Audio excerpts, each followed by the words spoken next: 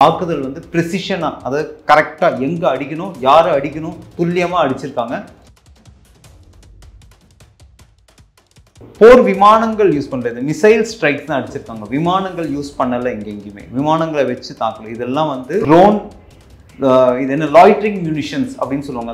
ட்ரோன்ல attach பண்ணிடுவாங்க. அதுக்கு அப்படியே சுத்திட்டே இருக்கும். கரெக்டா டார்கெட் செட் பண்ணி அந்த இடத்துல ஏரியா சர்க்கம்ஃபரேட் பண்ணிட்டே இருக்கும். கரெக்டா அவங்க ஏரியா டார்கெட் தெரிஞ்சோடனே போயிட்டு அந்த இடத்துல போய் அடிக்கும். கரெக்டாக ப்ரிசிஷனை ஒரு டாட் வச்சு அந்த டாட்டில் போய் அடிக்கிறது. இது எல்லாமே அடிச்சிருக்கிறது 9 சைட்டில் அடிச்சிருக்காங்க. அதாவது 4 வந்து பாகிஸ்தானுக்குள்ளேயும் 5 வந்து பாகிஸ்தான் ஆக்குபைட் காஷ்மீர்லையும் அடிச்சிருக்காங்க.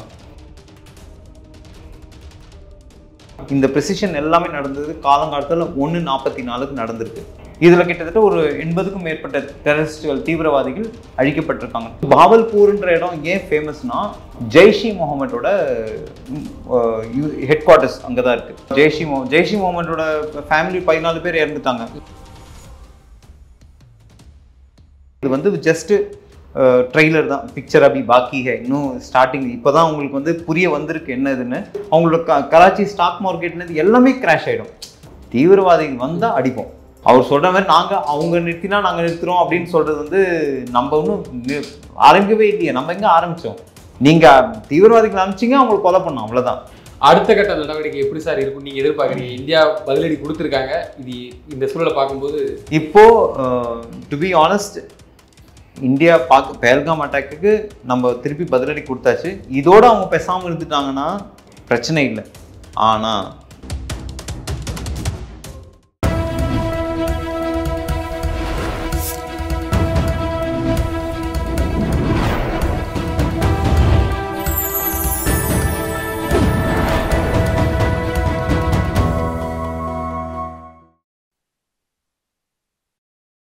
சேனல் 5 தமிழ் நேயர்களுக்கு வணக்கம். இன்றைய நேர்காணலில் நம்மோடு பேச இருப்பது இந்திய விமானப்படை முன்னாள் அதிகாரி விஜயகுமார் அவர்கள். சார் வணக்கம். சார் வணக்கம். சேனல் 5 நேயர்களுக்கு வணக்கம். சார், அந்த தாக்குதல் எல்லாருக்கும் பார்த்துருப்போம். தாக்குதல் எப்படி பார்க்குறீங்க? என்ன நடந்துச்சு சார்? முதல்ல வந்து இந்தியா வந்து தாக்குதல் நடத்திருக்கு. ஆனால் அந்த தாக்குதல் வந்து எந்த ஒரு மிலிட்ரி சைட்டையோ, எந்த ஒரு சிவிலியன் சைட்டையோ, எந்த ஒரு எஸ்கலேட்டரி, அதாவது போருக்கான அபாயத்துக்கு கூடிய அந்த அளவுக்கான விதிமுறைகளை மீறியோ தாக்குதல் நடத்தலை. தாக்குதல் வந்து ப்ரிசிஷனாக, அதாவது கரெக்டாக எங்கே அடிக்கணும், யாரை அடிக்கணும், துல்லியமாக அடிச்சிருக்காங்க. இது வந்து ஒரு ரிட்டாலியேட்டரி ஸ்ட்ரைக். அதாவது நம்ம அடிச்சிருக்கிறது வந்து வெறும் டெரர் கேம்ப்ஸு 9. அதாவது நம்ம சொல்லிட்டு பேசிட்டு இருந்தோம், நம்ம வந்து இந்தியா வந்து முதல்ல we are not for war. India இன்றைக்குமே போர் அப்படின்ற ஒரு அடிப்படைக்கு போகவே போகாது. ஆனால் டெரரிசம்ன்ற இதுக்கு இந்தியாவுக்கும் டெரரிசமுக்கும் ஒத்து வராத ஒரு subject. India doesn't involve anywhere in terrorism. இப்போது இந்த பெஹல்காம் ஸ்ட்ரைக் முடிஞ்ச அப்புறம், பெஹல்காம்க்கு முன்னாடி புல்வாமா நடந்திருக்கு, யூரி நடந்திருக்கு. அப்போல்லாம் நம்ம சர்ஜிக்கல் ஸ்ட்ரைக் நம்ம உள்ளே போய் அடித்தோம். இந்த வாட்டி நம்ம பார்டரை கிராஸ் பண்ணவே இல்லை. ஆனால் நம்ம பார்டருக்கு முன்னாடியிலேருந்தே ஆப்ரேஷன் சிந்தூர், இதில் ஸ்பெஷாலிட்டி ஆப்ரேஷன் சிந்தூர்னு ஏன் வச்சுருக்காங்க அப்படின்னா, நீங்கள் அந்த பெஹல்காம் அட்டாக்கில் பார்த்துருப்பீங்க, ஒரு லேடி வந்து அவங்க ஹஸ்பண்ட் பக்கத்தில் உட்காந்துட்டு அவங்க ஹஸ்பண்டை கொலை பண்ணிட்டாங்க. அவங்க வந்து சிந்தூர்னா அந்த இதில் நெத்தி பொட்டு வைப்பாங்க, சிந்தூரம். ஸோ அந்த ஹஸ்பண்ட் இறந்தப்பறம் இந்த நெத்தியில் வைக்க மாட்டாங்க இல்லையா சிந்தூஸ்லாம். ஸோ அதனால் அந்த சிந்தூரை அழிக்கிறது தான் அது வந்து இந்த இதுக்கு அந்த சிந்தூரை அழிச்சிட்டாங்க. அதுக்காக தான் அவங்க பேரில் வச்சுருக்காங்க. இதில் இன்னொரு ஸ்பெஷாலிட்டி என்னென்னா, இந்த ஆப்ரேஷன் கர்னல் சோஃபியா குரேஷி அப்படின்ற தலைமையில் நடந்திருக்கு. Army lady colonel. அவங்க வந்து அவங்க தலைமையில் அவங்க கார்ப்ஸ் ஆஃப் சிக்னல்ஸில், அவங்க வந்து குஜராத்தை சேர்ந்தவங்க. அவங்க கார்ப்ஸ் ஆஃப் சிக்னல்ஸில் இருந்திருக்காங்க. அதே மாதிரி விங் கமாண்டர் வியோமா சிங்னு அவங்களோட தலைமையிலையும், ஏர்ஃபோர்ஸோட தலைமையிலையும் நடந்திருக்கு. முழுக்க போர் விமானங்களை பயன்படுத்துறது வந்து பெண்கள் தான்.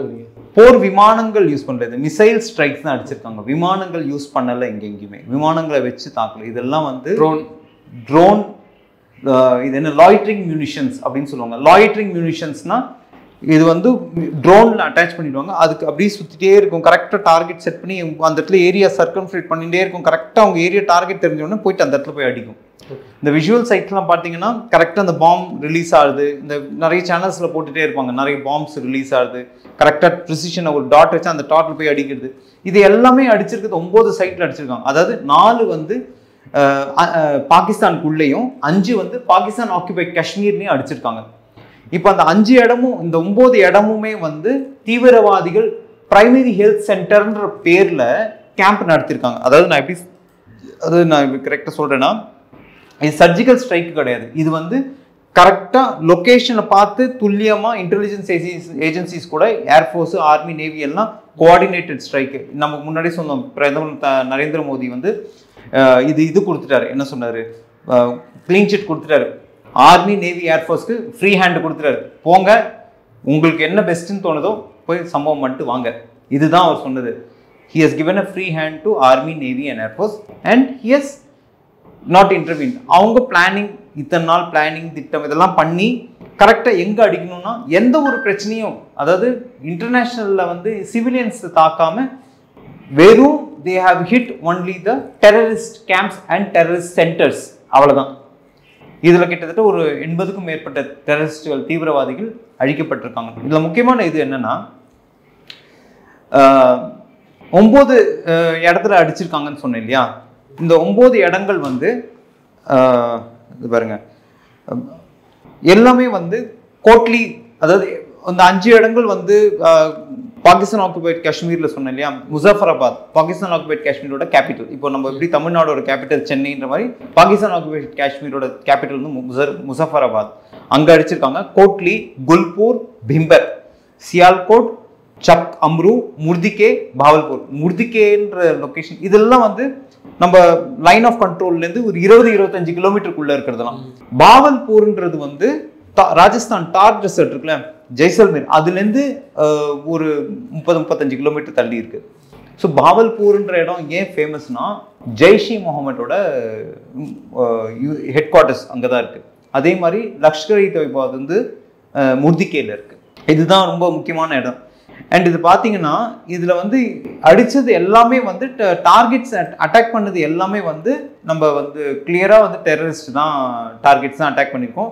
நம்ம ஏன்னா இதில் எல்லாமே அவங்க எப்படி நடத்தியிருந்தாங்கன்னா, பப்ளிக் ஹெல்த் சென்டர்ன்ற பேரில் வந்து நடத்தியிருந்தாங்க. சொன்னேன் இல்லையா, இந்த பும்பேர் அந்த இதெல்லாம் வந்து வெளியில தெரியக்கூடாது, இது போன்ற வெளியில தெரியக்கூடாதுன்றதுனால இது வந்து பப்ளிக் ஹெல்த் சென்டர். இங்கே இது பார்த்தீங்கன்னா, பாவல்பூர் வந்து ஹெட் குவார்ட்டர்ஸ் வந்து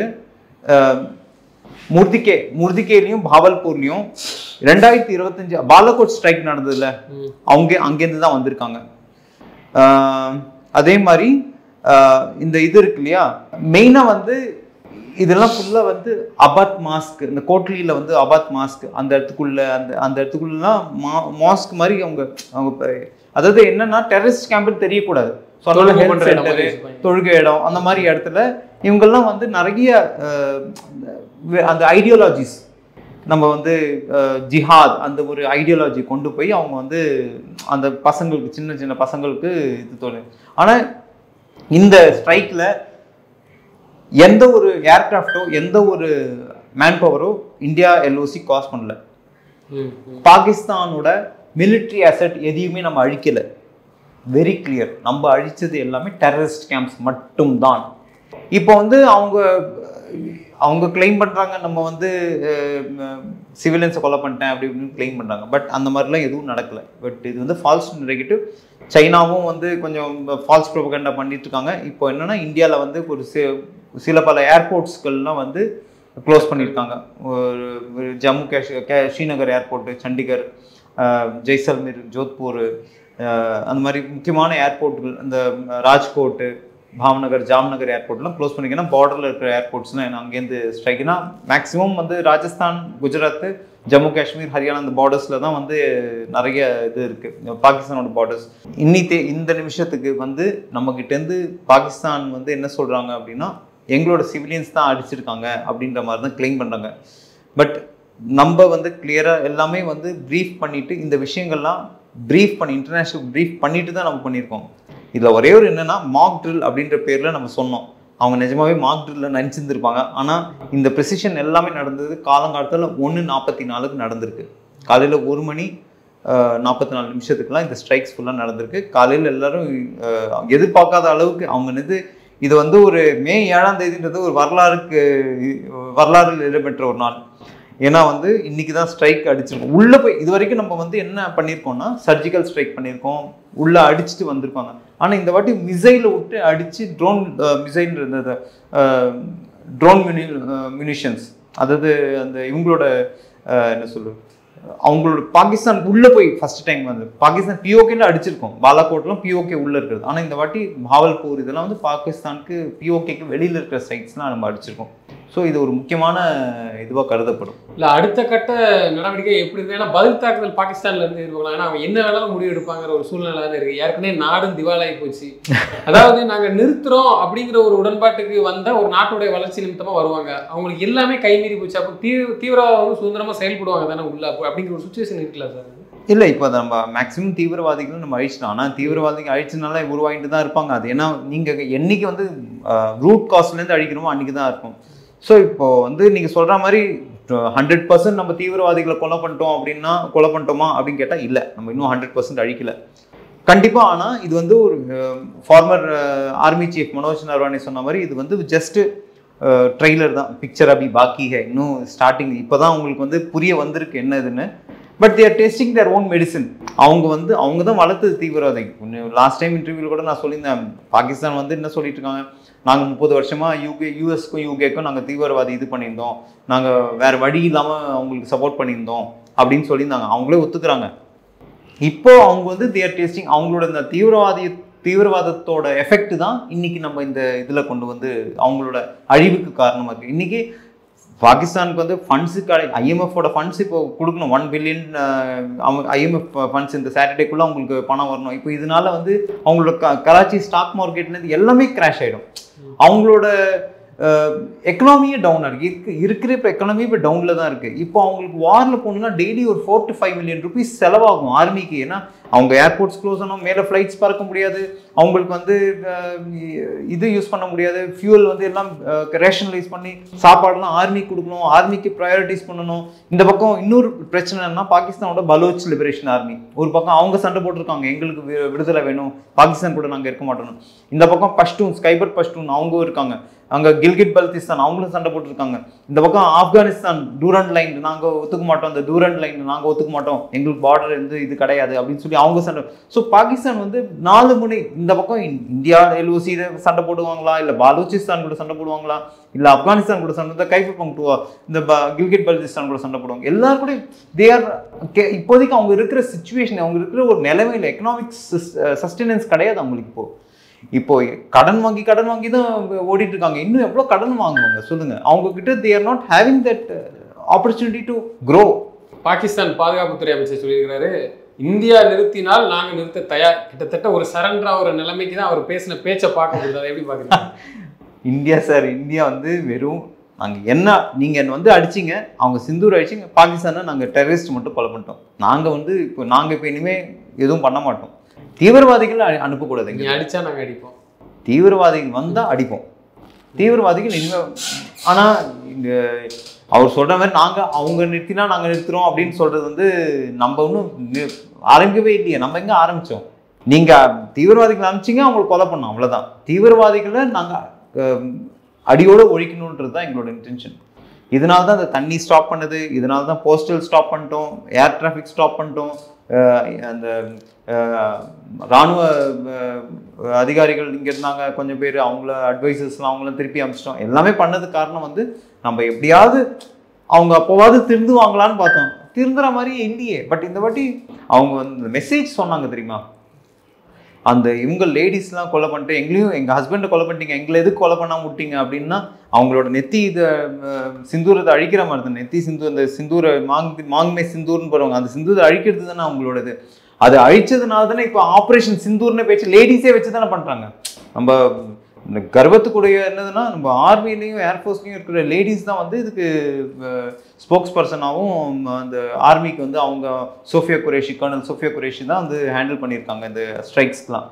ஸோ இது கோஆர்டினேட்டட் ஸ்ட்ரைக்ஸ், கரெக்டாக துல்லியமாக எங்கே யாரை அடிக்கணுமோ அவங்கள மட்டும்தான் அடிச்சிருக்கோமே, அவங்களோட டிஃபென்ஸ் அசெட்டோ சிவிலியன்ஸ் இதுவோ எதுவுமே நாங்கள் பண்ணல.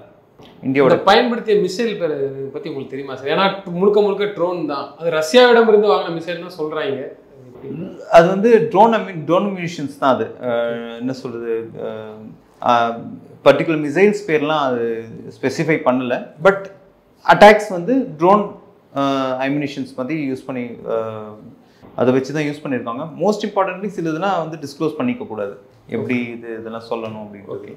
இல்லை எத்தனை பேர் உயிரிழந்திருப்பாங்க? ஏன்னா அந்த லஷ்கர் இ தொய்பா அந்த அமைப்பும் அப்புறம் ஜெய்ஷ் இ முகமது லஷ்கர் இ தொய்பா ஜெய்ஷ் இ முகமதோட ஃபேமிலி 14 பேர் இறந்துட்டாங்க. அது அவங்களே நியூஸே வந்துச்சு. பாகிஸ்தானி ஒத்துக்கிட்டாங்க. கிட்டத்தட்ட 80 90 பேர் கிட்ட உயிரிழந்திருக்காங்க. அவங்க உள்ள இருந்தாங்களா சார்? அது எல்லாம் சார் 1:30 மணிக்கு எல்லாம் தூங்கிட்டு இருப்பாங்களா சார்?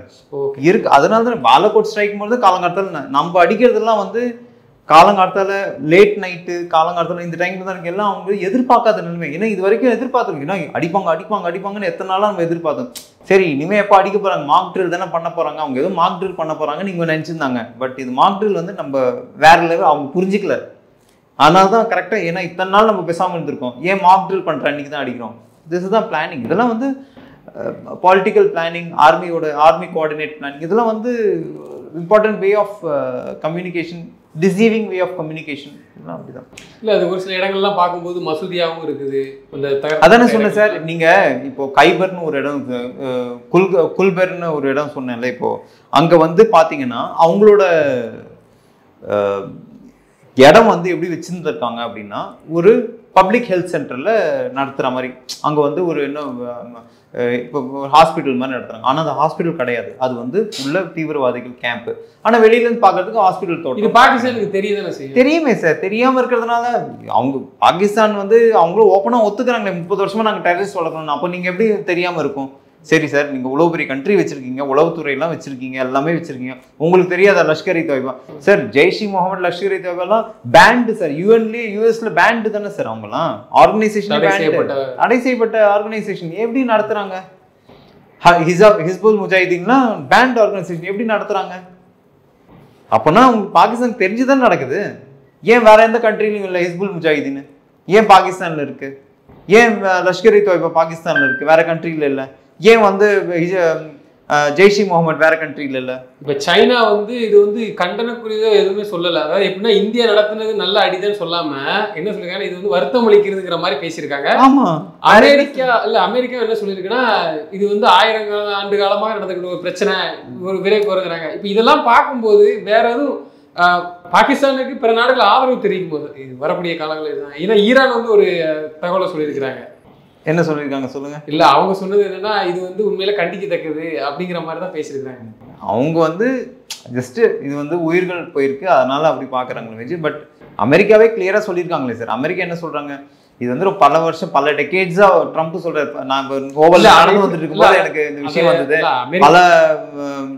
பல ஆண்டுகளாக இது பிரச்சனை ஓடிட்டு இருக்கு. அது அவங்கள அது இன்டைரக்டா அவங்களுக்குள்ள சார்ட் அவுட் பண்ணுங்க, இதெல்லாம் தேவையில்லை, நம்ம இன்டர்ஃபியர் பண்ணலாம், அவங்க பார்த்துப்பாங்க, அவங்க 2 பேருக்கு ஒரு பிரச்சனை, அவங்க 2 பேரும் தீர்த்துக்கிட்டோம் அப்படின்ற மாதிரி அவங்க டிஸ்டன்ஸ் பண்றாங்க. ஏன்னா நம்ம யாராவது ஒரு கண்ட்ரிக்கு ஸ்பெசிஃபிக்கா ஆதரவு கொடுக்க முடியாதுல்ல. ஏன்னா பாகிஸ்தான் பண்றது தப்பு, தீவிரவாதம். நீ வந்து இப்போ இத்தனை நாள் வந்து ஆர்டிகல் 370 எடுத்து எல்லாமே நல்லா ஓடிட்டு இருக்கு, கண்ட்ரி நல்லா ஓடிட்டு இருக்கு, ஜம்மு காஷ்மீர் நல்லா டெவலப் ஆயிட்டு இருக்கு, கண்ட்ரி நிறைய டூரிஸ்ட்லாம் வர ஆரம்பிச்சிட்டாங்க, எல்லாம் வளர்ப்பு உனக்கு பிடிக்கலன்றதுனால தான் நீ தீவிரவாதத்தை இது பண்ற. சரி, நீ அவ்வளோ பாகிஸ்தான் நான் கேள்வி கேட்கிறேன், பாகிஸ்தான் வந்து அவ்வளோ நல்லா இருந்தா ஓகே, உனக்கிட்ட ஒரு பாகிஸ்தான் ஆக்குபைட்ஸ் காஷ்மீர் இருக்குல்ல, ஸ்கர்து, கில்கிட் பல்திஸ்தான், முஷிராபாத், அந்த ஏரியாலாம் இருக்குல்ல, அங்கே நீ டெவலப் பண்ண உன்னோட பாகிஸ்தானை, உன்னோட காஷ்மீரை நீ டெவலப் பண்ணு, உன்னோட கண்ட்ரி நீ எக்கனாமிக்கலி டெவலப் பண்ணு. ஏன் பண்ண மாட்டேங்கிற? ஏன் வந்து இந்த பாகிஸ்தான் முதல்ல உன்னோட கண்ட்ரியில் இருக்கிற எக்கனாமியை டெவலப் பண்ண, அதுக்கப்புறம் நீ இந்த ஜம்மு காஷ்மீர் பற்றி பேச. உன் கண்ட்ரியை நீ பார்த்துக்கிறதுக்கு உனக்கு துப்பு இல்லை, நீ அடுத்த எங்க ஜம்மு காஷ்மீர்ல வந்து கேட்டுட்டு இருக்க. அதான் எல்லாரும் என்ன நினைக்கிறாங்கன்னா, அப்போ பாகிஸ்தானுக்கு தெரியுது, ஆனால் சைனாவோ இல்லை பிற நாடு துருக்கியோ ஒரு தூண்டி விடுற மாதிரி ஒரு. சைனா வந்து நிறைய இன்வெஸ்ட்மெண்ட் பண்ணியிருக்காங்க சார் பாகிஸ்தானில். சைனா அது one belt OBOR, one road one belt corridor பண்ணிட்டு இருக்காங்க. சைனாவோட இன்வெஸ்ட்மெண்ட் நிறைய இருக்கு. நீங்க பார்த்தீங்கன்னா சைனாவோட அசெட்ஸ், டேம்லேருந்து இந்த குவாடர் போர்ட்லேருந்து எல்லாமே வந்து சைனா மேக்ஸிமம் இன்வெஸ்ட்மெண்ட்டு சைனா இருக்கு. சைனா இப்போ ஏன் அவ்வளோ பாகிஸ்தானுக்கு, ஏன்னா தன்னோட பணம் அங்கே நிறைய போட்டிருக்கானே, ரோடுக்கு, இன்ஃப்ராஸ்ட்ரக்சருக்கு, பிரிட்ஜுக்கு, மெட்ரோக்கு, போர்ட்ஸுக்கு, எல்லாத்துக்கும் அவன் பணத்தை போட்டிருக்கான். அவன் பணம் அங்கே மாட்டிச்சு, அது அழிஞ்சதுன்னா அவனுக்கு தான் லாஸு. பணம் எங்கேருந்து வரும்? இப்போ பாகிஸ்தான்ட்டு நான் கிட்ட 100 ரூபா கடன் வாங்குறேன்னு வச்சுக்கோங்களேன், 100 கடன் வாங்க எது வேணும். ஸோ இந்த இடத்துல வந்து ஒரு இது போட போகிறேன், ஒரு ஆஃபீஸ் போட போகிறேன், எனக்கு 100 கடன் கொடுங்க. சரி நான் 100 கடன், சரி எனக்கு ரிட்டர்ன் இந்த 100 200 வந்தால் தான் நீ எனக்கு 100 கொடுக்க முடியும், நீ இப்போ மேற்கொள்ள வருமானம்லாம் நீ ஈட்ட முடியும். நான் 100 நான் கொடுத்துட்டு அந்த 100 எல்லாம் மண்ணோட மண்ணாயிடுச்சுன்னா என்ன பண்ண முடியும்? சைனாவோட பணம் அப்படி தானே. இப்போ சைனா எவ்வளோ இன்வெஸ்ட் பண்ணியிருக்கேன் நிறைய இதில், பாகிஸ்தானில். எந்த ஒரு நீ சாதாரண ஒரு ட்ரெயின் இன்ஜின் எடுத்துக்கோங்க, இல்லை ஒரு கன்னு எடுத்துக்கோங்க, இல்லை ஏர்கிராஃப்ட் JF-17 ஏர்கிராஃப்ட், மேக்ஸிமம் அவங்களுக்கு எல்லாமே பாகிஸ்தான் வாங்குறது எல்லாமே இவங்ககிட்ட தான் வாங்குறாங்க, சைனா கிட்டேருந்து தான் வாங்குறாங்க. ஏன்னா அவன் தான் கடன் கொடுக்குறான், இவனுக்கு கடனாளி ஆக்கிட்டு இருக்கான், இவனும் கடன் வாங்கிட்டு இருக்கான். இன்னும் வாங்கிட்டு ரோடு 1 Belt 1 Road கால்ட்ராக்ட்லாம் பணம் 70-80% பணம் கொடுத்தாச்சு. எங்கே அவங்க 40% பணத்தை சாப்பிட்டானுங்க அவனுங்க பாகிஸ்தான்காரங்க. பெல்ட் கட்டவே இல்லையே, ரோடே பண்ணலையே, இன்னும் தான் அதை கோவப்படுறாங்க, அதுக்கே கோவப்படுறானுங்க சைனா. அடுத்த கட்ட நடவடிக்கை எப்படி சார் இருக்கும் நீங்க எதிர்பார்க்குறீங்க? இந்தியா பதிலடி கொடுத்துருக்காங்க, இது இந்த சூழலை பார்க்கும்போது இப்போ to be honest, India Pahalgam attack நம்ம திருப்பி பதிலடி கொடுத்தாச்சு. இதோட அவங்க பேசாமல் இருந்துட்டாங்கன்னா பிரச்சனை இல்லை. ஆனால் திருப்பி வந்து அடிக்கணும், இல்லை நான் நான் திருப்பி ரிட்டாலியேட். இப்போ இன்ஃபேக்ட் நியூஸில் இப்போ கொஞ்ச நாள் முன்னாடி ஒரு 4-5 hours முன்னாடி கேள்விப்பட்டேன், JF-17 பாகிஸ்தான் ஏர்கிராஃப்ட் ஒன்று வந்து நம்ம ஷூட் பண்ணிட்டோன்ற மாதிரி கேள்விப்பட்டேன். அது இன்னும் தகவல்கள் தெரியல. ஆனால் அந்த ஏர்கிராஃப்ட் உள்ளே வந்திருக்கு, அடிச்சிருக்கோம். ஆஸ் பர் த நியூஸ் வந்து JF-17 ஏர்கிராஃப்டை வந்து நம்ம ஒன்று ஸ்ட்ரைக் அடிச்சிருக்கோம், ஏர்ஃபோர்ஸ் ஏர்கிராஃப்ட் ஒன்று அடிச்சிருக்கு. ஸோ மோஸ்ட்லி பேசாமல் சைலண்ட்டாக ஓகே இதெல்லாம் வந்து டெரரிஸ்ட் கேம்ப் தான் அழிச்சிருக்கானுங்க, இன்னும் பிரச்சனை இல்லை, நாங்கள் வளர்ப்பு அதை எக்கனாமிக்கலி நாங்கள் வளர்ந்துக்கிறோம், இனிமேல் நாங்கள் வந்து தலையிட மாட்டோம்னு சைலண்ட்டாக இருந்தால் ஓகே. இல்லைன்னா திருப்பி நான் வந்து அதை அடிக்கிறேன் இது அடிக்கிறேன்னு எதாவது வந்தேன்னா இது ஃபுல் ப்ளோன் வாரில் தான் வரும். ஏன்னா இது வரைக்கும் நம்ம வந்து நீ பிரச்சனை க்ரியேட் பண்ண, நான் பிரச்சனை சால்வ் பண்ணேன், நீ திருப்பி இதை ரிட்டாலியேட் பண்ணால் இது வந்து பெரும் அழிவுக்கு தான், பாகிஸ்தான் அழிவுக்கு காரணம். நிச்சயமா சார், தொடர்ந்து தங்களது கருத்துக்களை பயன்படுத்தி நன்றி. Thank you so much.